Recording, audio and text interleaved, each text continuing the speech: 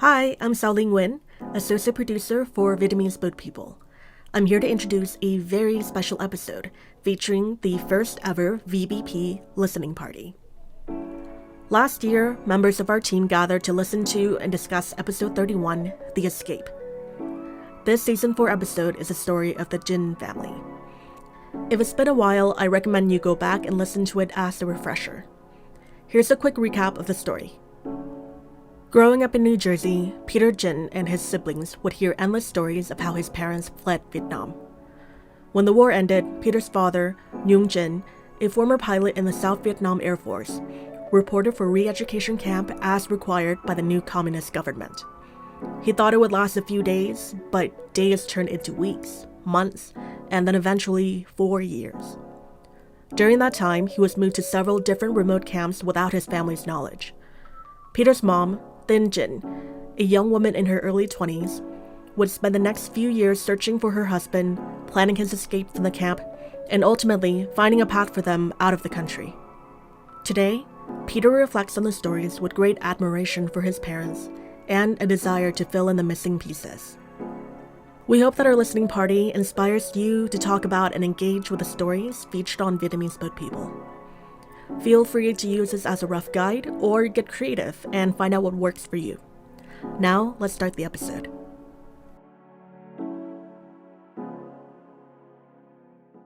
What did you already know about this episode's subject matter before listening to The Escape?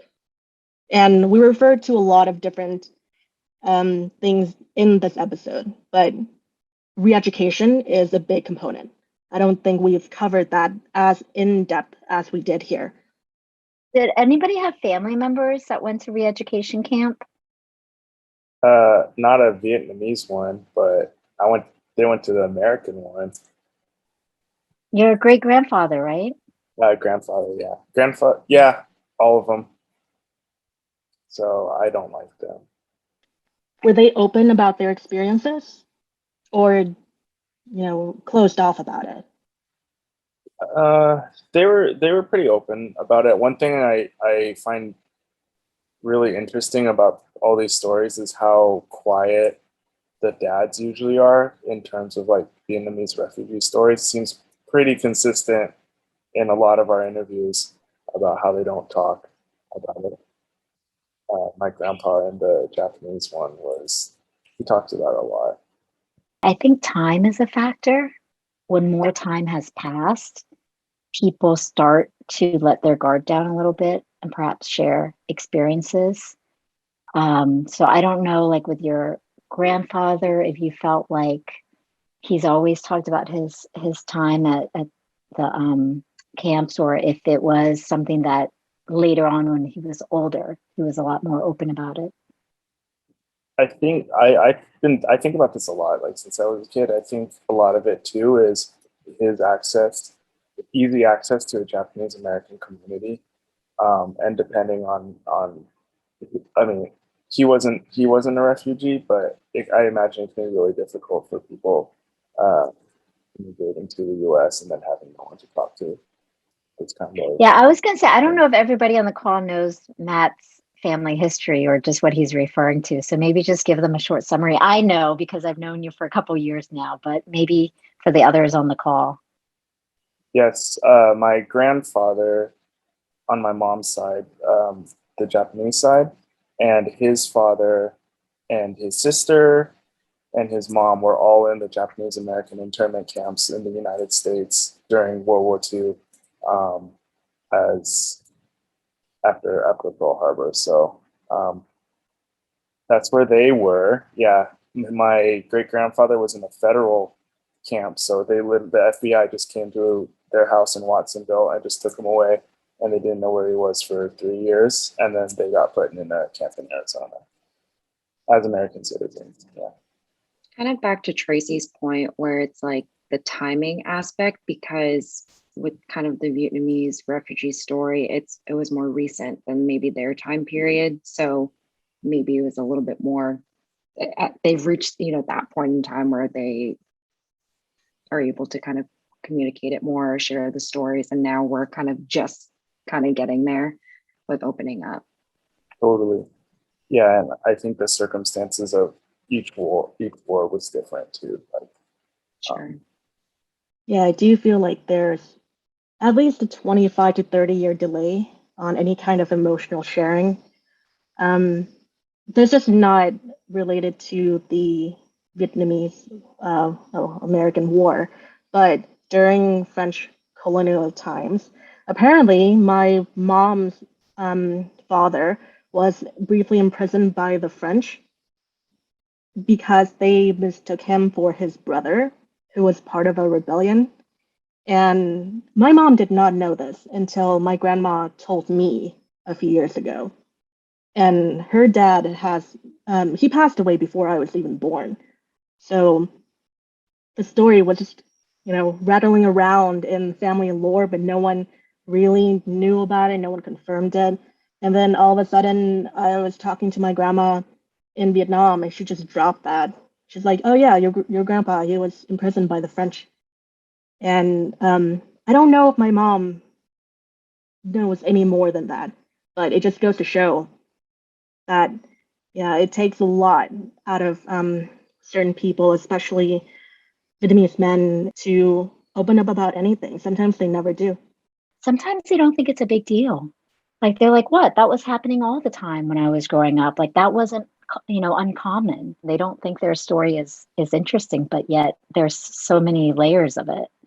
What new things did you learn? I think, it goes hand in hand with what we just talked about. But I can start. And this is more about the experience of this listening party than the episode itself. But I never knew how vulnerable it would make me to listen to one of these episodes with other people. I'd never done that before. I know logically people listen to us. That's the whole point of what we do.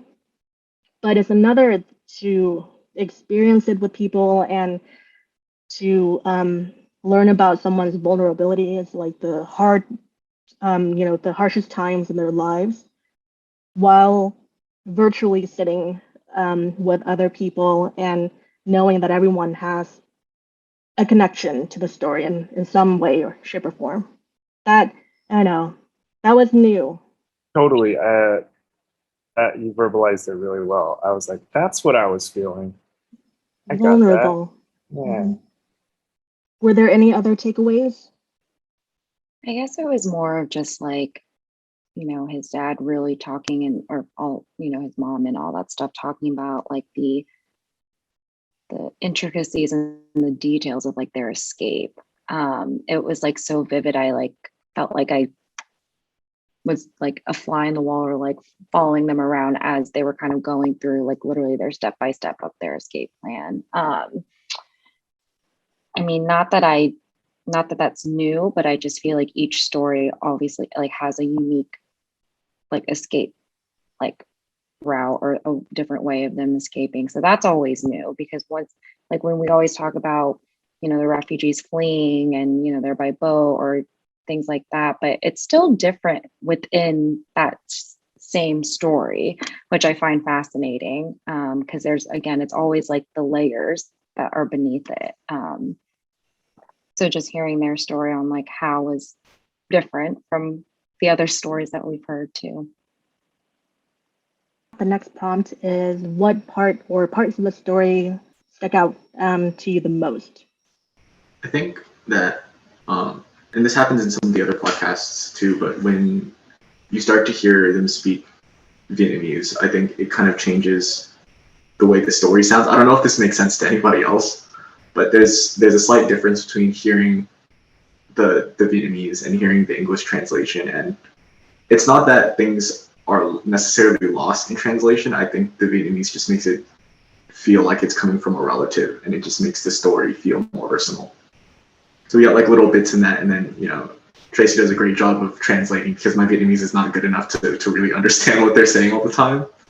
But yeah, I just think like the intonation and kind of like the meter at which people speak Vietnamese makes the story just feel different than if it was just to be in English the whole time.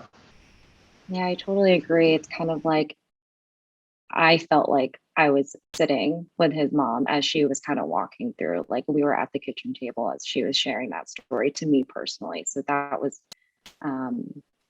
that feeling was very intimate. Yeah, one of the most interesting parts about this episode for me was the fact that, well, it's layered, but Jing, the woman, she speaks with a northern accent, which is what I, speak with. And that's often not the case when it comes to the Vietnamese diaspora.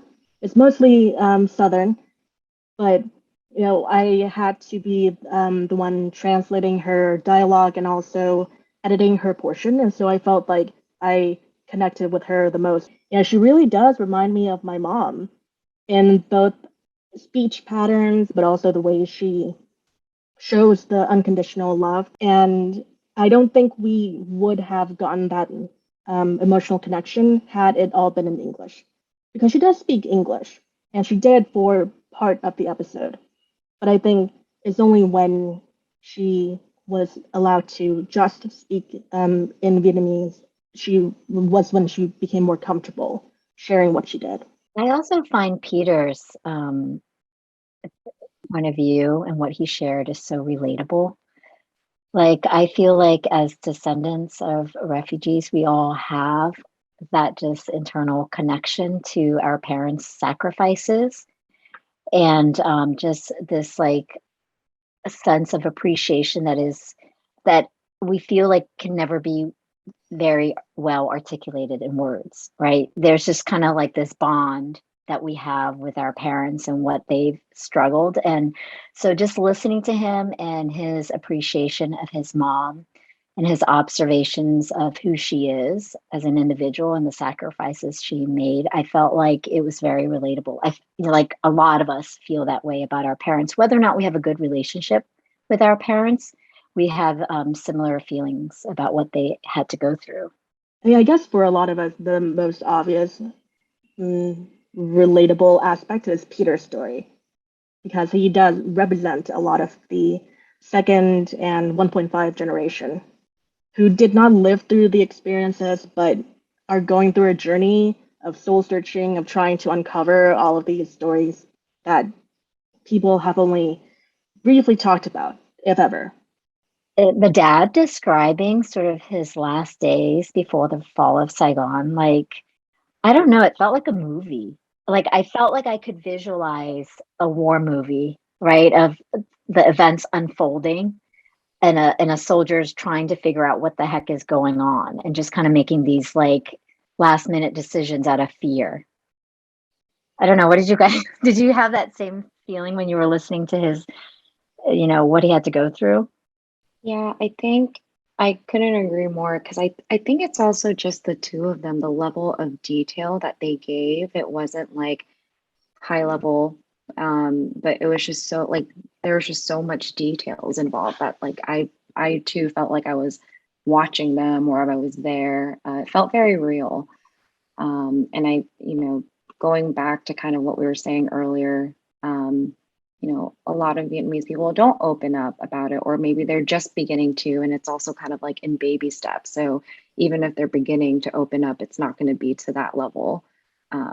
So I just felt like it was awesome for them to really, and also remember. I mean, I know that's hard to forget, but even just the plan and like what he had to go through, like it was very intricate. So Yeah, I totally agree. That whole sequence was really cinematic.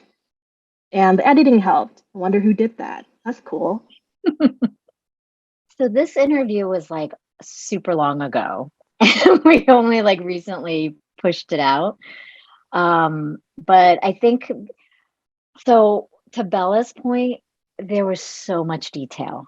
I mean, the footage for each one of tape was like 2 hours long. And we net down the story to 30 minutes or less. And so Sally is right. Like the three of us listened to all three recordings, and then we each took a person and we like outlined sort of here's how we envision the story to be told. And then each of us had a responsibility to cut down each of the person's interviews to then weave it together. And I feel like I mean, not to pat ourselves on the back, but I feel like we did a really good job considering that it was so detailed, but like picking something that would make sense out of all those recordings and piecing it together. And it did feel very cinematic to me. Like I just, listening to the dad describe it, I was like, oh my gosh, this could be like a film. Like it just the details of like the fall of Saigon in his last few days. And then the mom, I totally agree. I felt like I was like hanging out with my aunt at the kitchen table, a lot of hand gestures from her and like facial expressions. So stuff like that. And it was, yeah, it was kind of the first one I think that we did that interweaves sort of like three different voices that were recorded at three different times, by the way.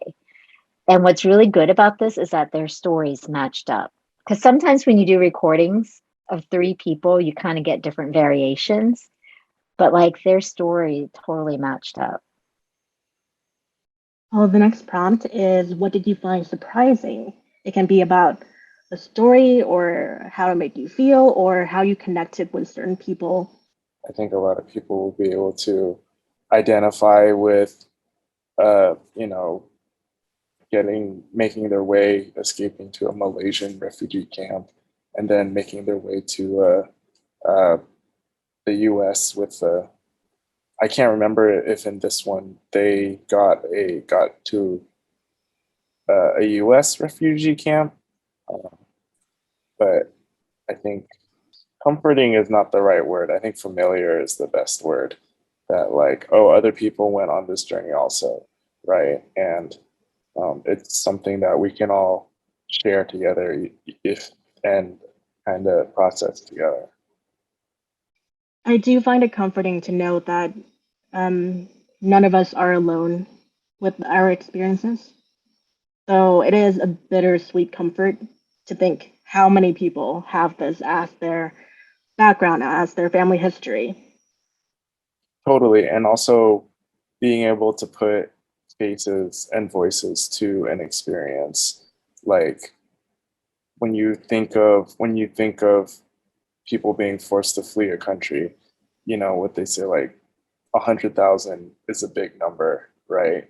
However that saying goes, one death is a tragedy, a million is a statistic.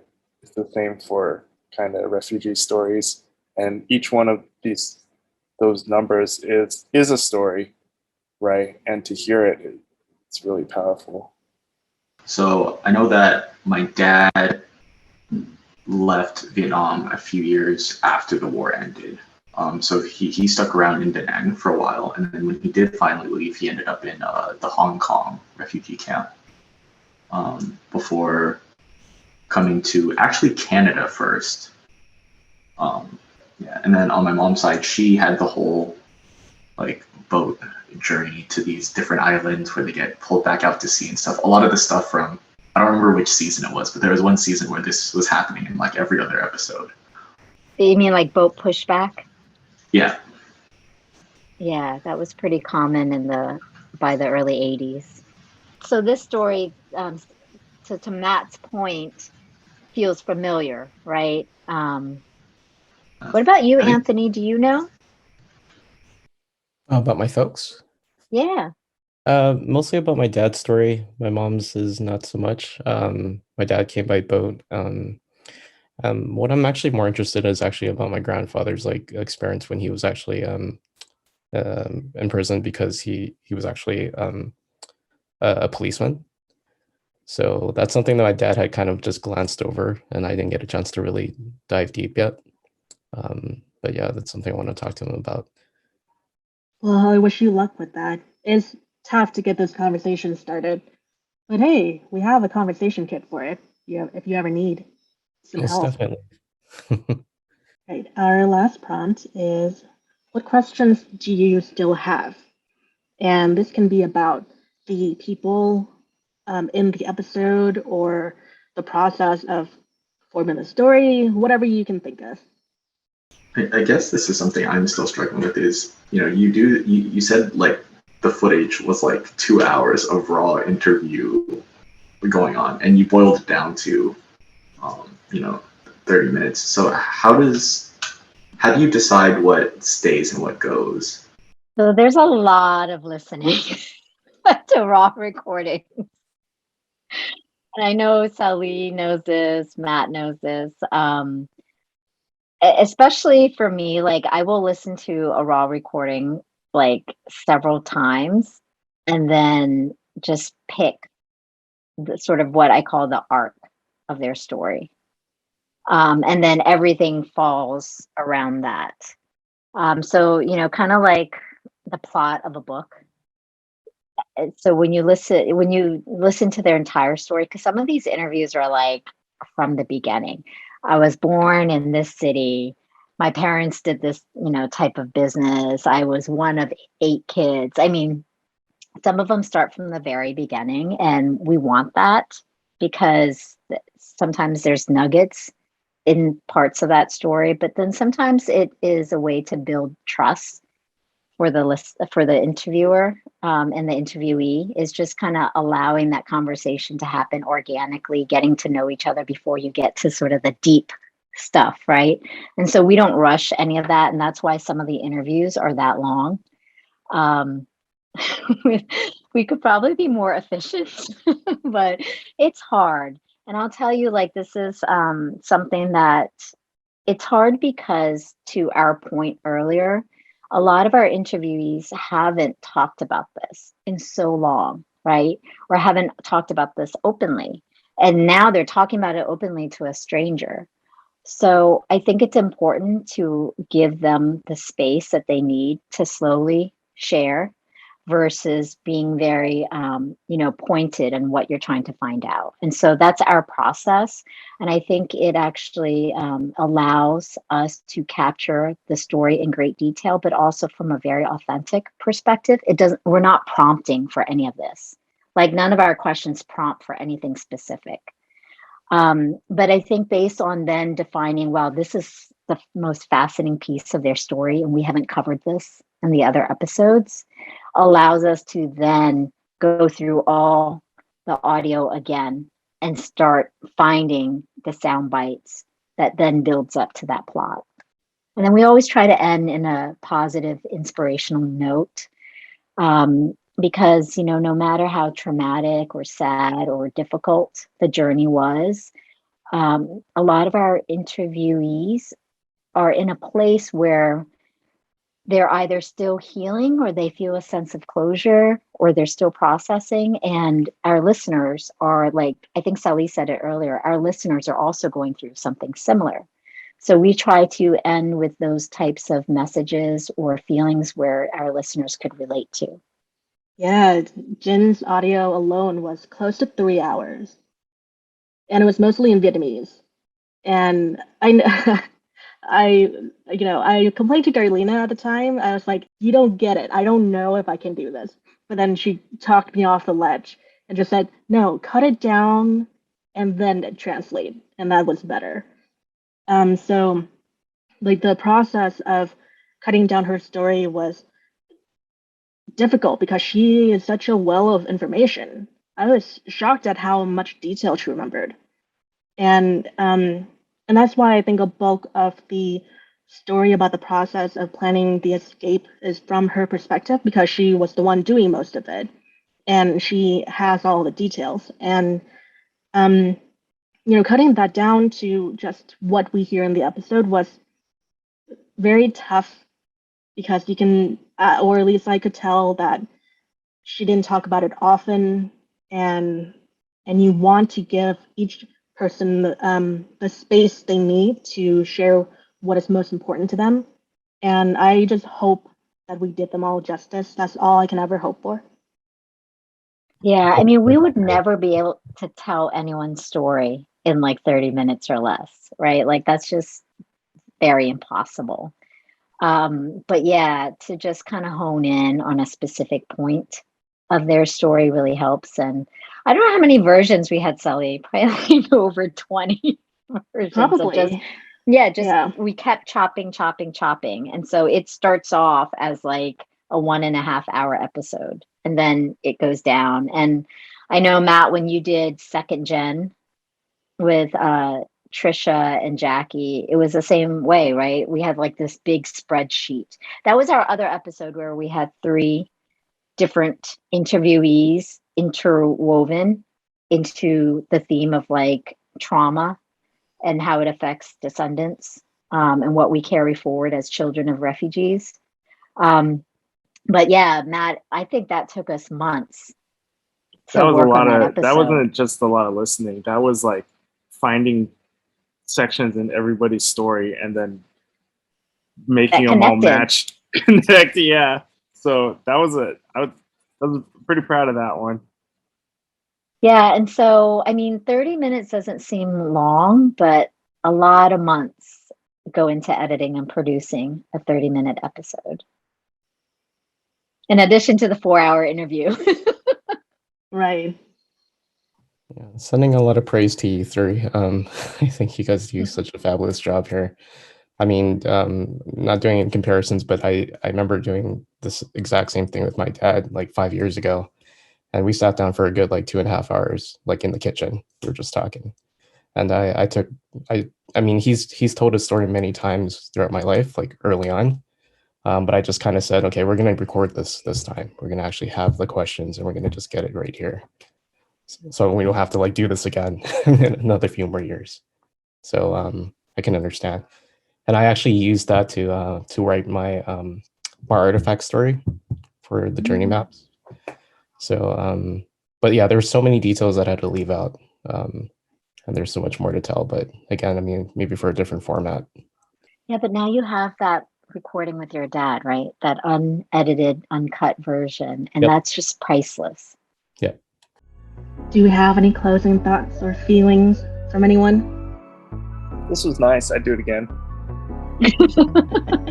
I'm glad. Everybody missed out. They did. They're working. Oh, whatever. On a Wednesday? No, this is fun. Thank you so much, everyone, for attending, and Sally for organizing and leading this. Yeah, I'm glad you guys enjoyed it. I'm glad that we took, the leap and made this happen. I hope that it will be helpful for anyone outside the team who wants to have their own listening party in whatever kind of structure they want. And the goal is to eventually have in-person listening parties, because I think that's when the magic happens. Like, this is great, but it's no Joshua Tree. And I hope that people can take this and run with it, and eventually when the world opens back up a little bit, they can gather and find some semblance of vulnerability in spaces like this, because I think it's rare, especially for those of us who are no longer in school and who are missing that kind of structured setting where, you're kind of forced to be vulnerable and to open up a little. I hope that if people do this in the future, that they take a moment to share their own personal stories. I think by listening to other people's stories, it somehow gives you comfort and permission to be able to share your own. And hopefully that's what the listening parties will create. Well, thank you, everyone. No one brought a cocktail but me. Was I like talking gibberish? No, I was crunched on time. I would be drinking otherwise. Yeah, next time I'll bring a drink. Yeah. Yeah, sorry, still working hours on the West Coast. Oh, yeah, same here, Brandon. It's never too early for a cocktail. Yeah.